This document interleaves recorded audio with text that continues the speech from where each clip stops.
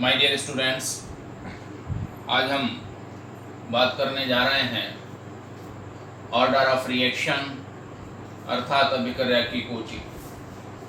एक बहुत ही महत्वपूर्ण टॉपिक है, एग्जामिनेशन में आता है, एसेंशियल इसमें से जरूरी आता है।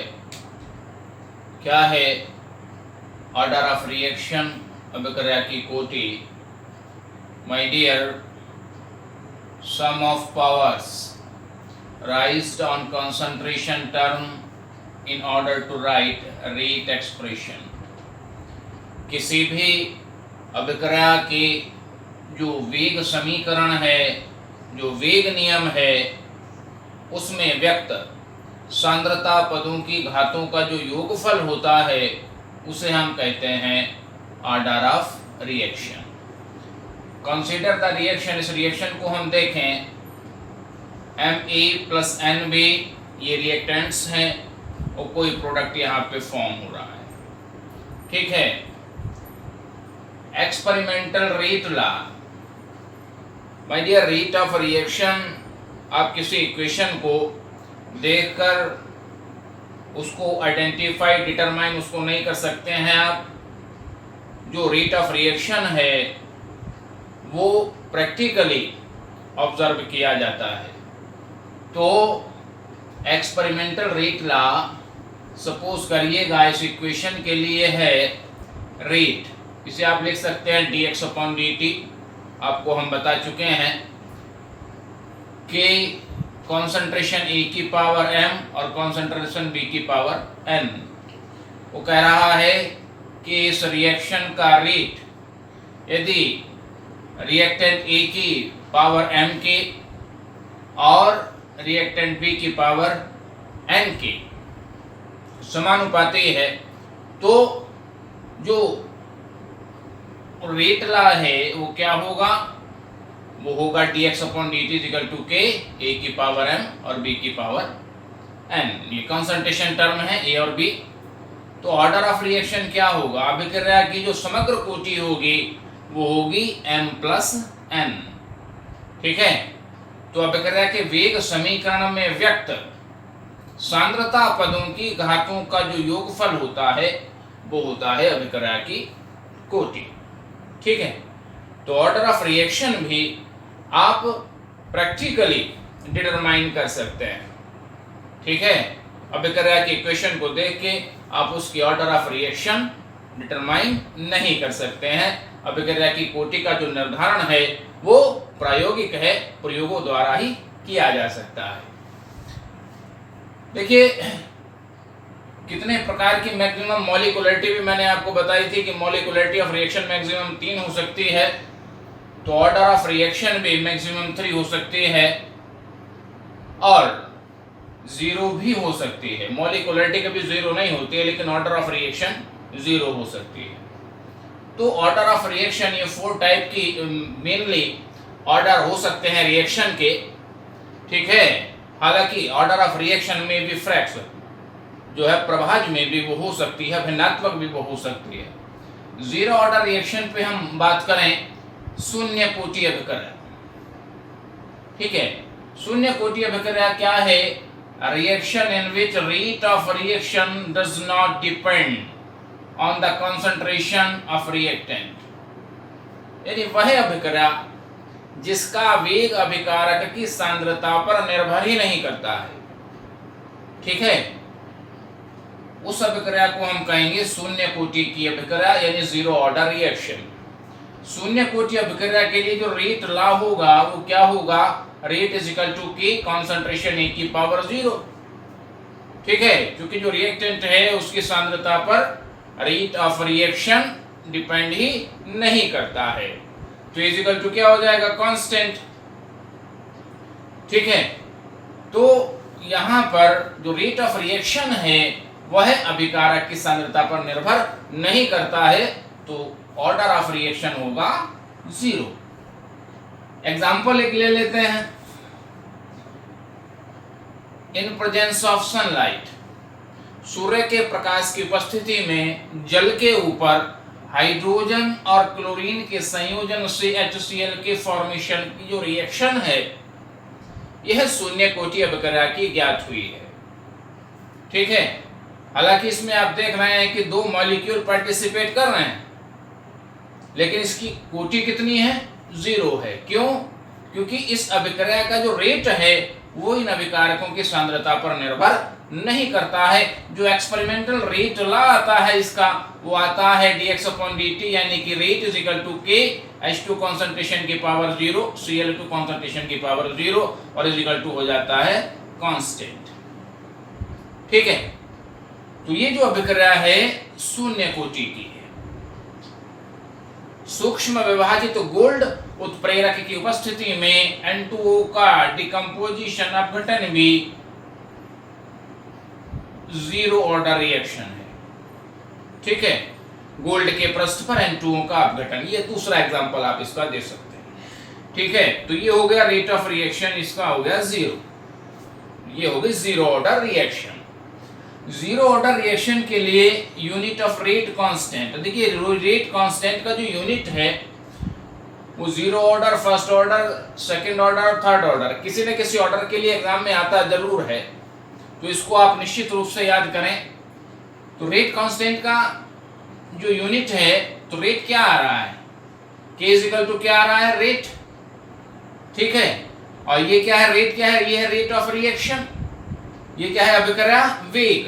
तो अभिक्रिया वेग को आप क्या मापते हैं? क्या उसका यूनिट होती है? मैंने आपको बताया था मोल पर लीटर पर टाइम, यानी कॉन्सेंट्रेशन पर टाइम क्या होता है? रेट ऑफ रिएक्शन का यूनिट होता है। तो जो रेट ऑफ रिएक्शन का यूनिट होता है 0 ऑर्डर रिएक्शन में, रेट कांस्टेंट का यूनिट भी वही होता है। कॉन्सेंट्रेशन किस चीज में होती है? मोल पर लीटर में। ठीक है, तो 0 ऑर्डर रिएक्शन के लिए K का जो यूनिट आता है वो आता है मोल पर लीटर पर सेकेंड, और यही यूनिट होती है अभिक्रिया वेग, यानी रेट ऑफ रिएक्शन की। ठीक है, तो 0 ऑर्डर रिएक्शन के लिए रेट कांस्टेंट का यूनिट आया मोल पर लीटर पर सेकेंड। ठीक, आगे बात करते हैं फर्स्ट ऑर्डर रिएक्शन। प्रथम कोटि की अभिक्रिया क्या है? देखिए, ये इस प्रकार की रिएक्शंस होती हैं जिनका जो रेट है वो डायरेक्ट प्रोपोर्शनल होता है first power of concentration term of A reactant, यानी वह अभिक्रिया जिसका वेग एक अभिकारक की सांद्रता के समानुपाती होता है। ठीक है, उसे हम कहते हैं फर्स्ट ऑर्डर रिएक्शन, यानी प्रथम कोटि की अभिक्रिया। प्रथम कोटि अभिक्रिया के लिए जो वेग समीकरण होगा, जो रेट लॉ होगा, वो क्या होगा? Rate is equal to K concentration A। इसको आप इस तरह से भी लिख सकते हैं, dx/dt is equal to K concentration A। ये क्या है? एवरेज रेट ऑफ रिएक्शन, इसको शॉर्ट में हम लिख देते हैं रेट। ठीक है, कोई उदाहरण ले लेते हैं आप। Decomposition of H2O2, hydrogen peroxide का अपघटन एक प्रथम कोटि अभिक्रिया है, क्योंकि एक्सपेरिमेंटल रेट लॉ जो डिटरमाइन किया जाता है H2O2 डिकम्पोजिशन के लिए वो होता है rate is equal to K concentration H2O2, यानी कि इस अभिक्रिया का अभिक्रिया वेग H2O2 की सांद्रता के समानुपाती होता है। ठीक है, डायरेक्ट प्रोपोर्शनल होता है। तो ऑर्डर ऑफ रिएक्शन क्या आएगा इसका? 1। ठीक है, ऑर्डर ऑफ रिएक्शन आ गया इसका 1, यानी कि ये फर्स्ट ऑर्डर रिएक्शन है, प्रथम कोटि की अभिक्रिया है। यूनिट कैसे आप कैलकुलेट करेंगे? देखिए, रेट इज इक्वल टू क्या है? K इंटू कॉन्सेंट्रेशन A, यहां से आप ले सकते हैं। तो K इज इक्वल टू क्या हो जाएगा? रेट अपॉन कॉन्सेंट्रेशन A, यानी रेट अपॉन कॉन्सेंट्रेशन A, और रेट की यूनिट क्या होती है? Concentration time inverse upon concentration. Concentration से कॉन्सेंट्रेशन कैंसिल हो गया, तो क्या बचा? Time inverse. तो जो यूनिट है रेट कांस्टेंट की फॉर फर्स्ट ऑर्डर रिएक्शन, प्रथम कोटि अभिक्रिया के वेग स्थिरांक K का जो मात्रक आता है वो आता है टाइम इनवर्स, और जनरली टाइम होता है सेकंड में, तो इसलिए ये मात्रक हो सकता है, यूनिट हो सकती है सेकंड इनवर्स। ठीक है, क्लियर हो गई बात। अब बात करेंगे सेकंड ऑर्डर रिएक्शन पे, द्वितीय कोटि अभिक्रिया। देखिए जीरो ऑर्डर और फर्स्ट ऑर्डर तो आपके सिलेबस में है, इसको तो आप एसेंशियली निश्चित रूप से याद करें। मैं आपको सेकंड ऑर्डर और थर्ड ऑर्डर भी बता देता हूं। देखिए सेकंड ऑर्डर रिएक्शन क्या है, द्वितीय कोटि अभिक्रिया क्या है। ये इस प्रकार की रिएक्शन होंगी जिनका रेट डिपेंड करता है square of concentration of reactant, एक अभिकारक की सांद्रता की द्वितीय घात के समानुपाती है, या फिर डायरेक्ट प्रोपोर्शनल होता है first power of concentration of two reactant, दो अभिकारकों की सांद्रता के समानुपाती हो सकता है। या तो इसके लिए जो आएगा आपका रेट ला, या तो ये होगा रेट इज इक्वल टू के कॉन्सेंट्रेशन ए इंटू कॉन्सेंट्रेशन बी, दोनों की पावर एक है, 1 + 1 2 हो जाएगा। या फिर रेट ला इसके लिए आ सकता है रेट इज इक्वल टू के कॉन्सेंट्रेशन ए की पावर 2। ठीक है, या तो ये रेट ला होगा या ये रेट ला होगा। ये वेग समीकरण है तब भी ऑर्डर 2 आएगा, ये है तब भी ऑर्डर 2 आएगा। ठीक है, कोई एग्जांपल ले लेते हैं। हाइड्रोजन और आयोडीन के संयोजन से हाइड्रोजन आयोडाइड के फॉर्मेशन की अभिक्रिया। ठीक है, इस अभिक्रिया का जो एक्सपेरिमेंटल रेट ला आता है, प्रयोगात्मक वेग समीकरण आता है, वो आता है रेट इज इक्वल टू के concentration H2 into concentration I2। ठीक है, तो रेट ऑफ रिएक्शन क्या होगा, अभिक्रिया की समग्र कोटि क्या होगी, 1 + 1 दोनों की पावर 1 है, कितनी हो जाएगी 2। ठीक है, तो यहां ये अभिक्रिया हो गई सेकंड ऑर्डर रिएक्शन, यानी द्वितीय कोटि की अभिक्रिया है। द्वितीय कोटि अभिक्रिया के लिए आप के का जो है यूनिट कैसे कैलकुलेट करेंगे, या क्या होता है यूनिट। ठीक है, देखिए रेट इज इक्वल टू क्या है, के इंटू कॉन्सेंट्रेशन ए स्क्वायर, तो के इज इक्वल टू क्या हो जाएगा, रेट अपॉन कॉन्सेंट्रेशन ए स्क्वायर। ठीक है, रेट का यूनिट क्या है, कॉन्सेंट्रेशन टाइम इनवर्स, और ये कॉन्सेंट्रेशन है तो ये कॉन्सेंट्रेशन स्क्वायर हो गया। कॉन्सेंट्रेशन किसमें होता है, कॉन्सेंट्रेशन किसमें होता है, मोल पर लीटर में होता है। तो पहले कॉन्सेंट्रेशन से एक कॉन्सेंट्रेशन कैंसिल हो गया, तो इसको आप लिख सकते हैं time inverse upon concentration. Time है सेकंड में यदि मान लीजिएगा, और कॉन्सेंट्रेशन होता है मोल पर लीटर में। ठीक है, तो second inverse upon mole litre inverse. ठीक है, या फिर इसको लिखेंगे litre mole inverse second inverse. ठीक है, अब अगर मान लीजिए कोई जो रिएक्शन है ये सेकंड ऑर्डर रिएक्शन ही, ये गैसियस रिएक्शन है, तो गैसियस रिएक्शन में कॉन्सेंट्रेशन नहीं होगी, वहां पे क्या होगा, पार्शियल प्रेशर होगा। क्या होगा, पार्शियल प्रेशर, और प्रेशर होता है एटीएम में। तो गैसियस रिएक्शन के लिए यदि वह सेकंड ऑर्डर रिएक्शन है तो यूनिट ऑफ रेट कांस्टेंट क्या होगी, टाइम इनवर्स अपॉन एटीएम। क्या होगा, टाइम इनवर्स अपॉन एटीएम, या फिर आप उसको लिख सकते हैं एटीएम इनवर्स, और अगर टाइम सेकंड में है तो सेकंड इनवर्स। तो यदि गैसियस रिएक्शन है और वह सेकंड ऑर्डर की है तो द्वितीय कोटि गैसीय अभिक्रियाओं के वेग स्थिरांक के का मात्रक क्या होगा, एटीएम इनवर्स सेकंड इनवर्स। ठीक है, क्लियर होगी बात। अब हम बात करेंगे थर्ड ऑर्डर रिएक्शन पे।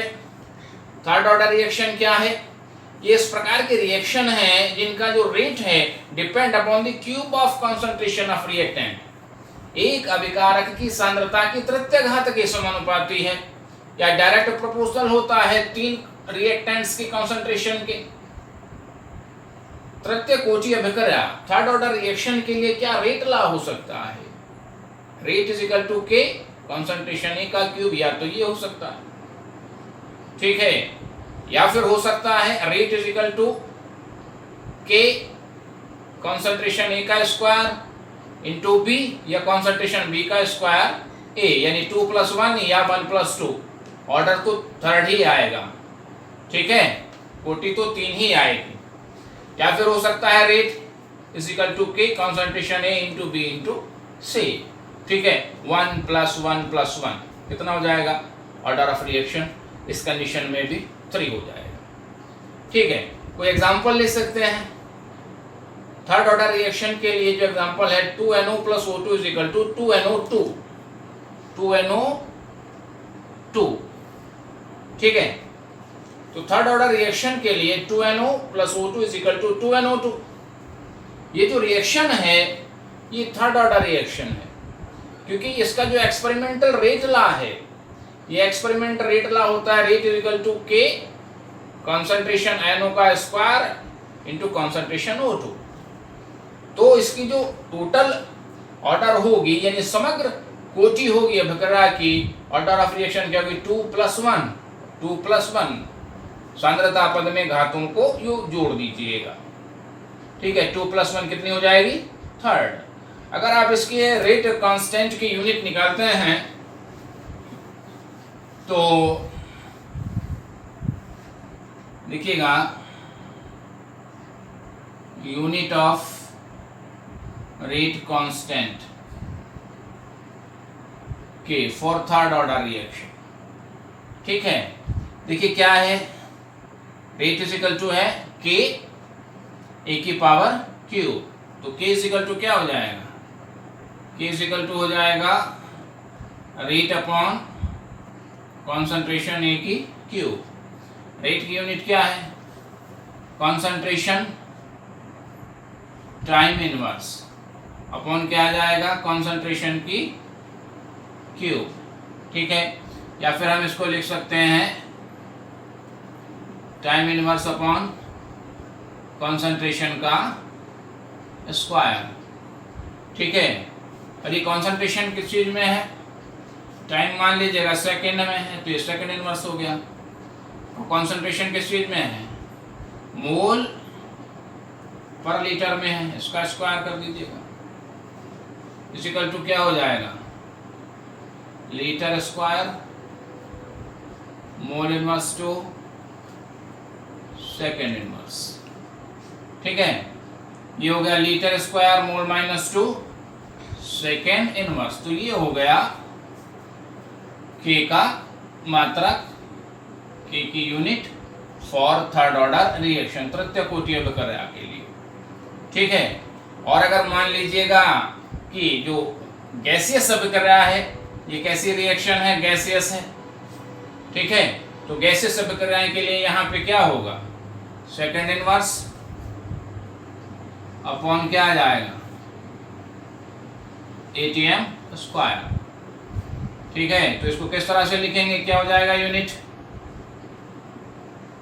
ATM inverse two second inverse. तो अगर गैसियस रिएक्शन है तो फिर यूनिट हो जाएगा ATM minus two second inverse. ठीक है, क्लियर होगी बात। Okay, thank you.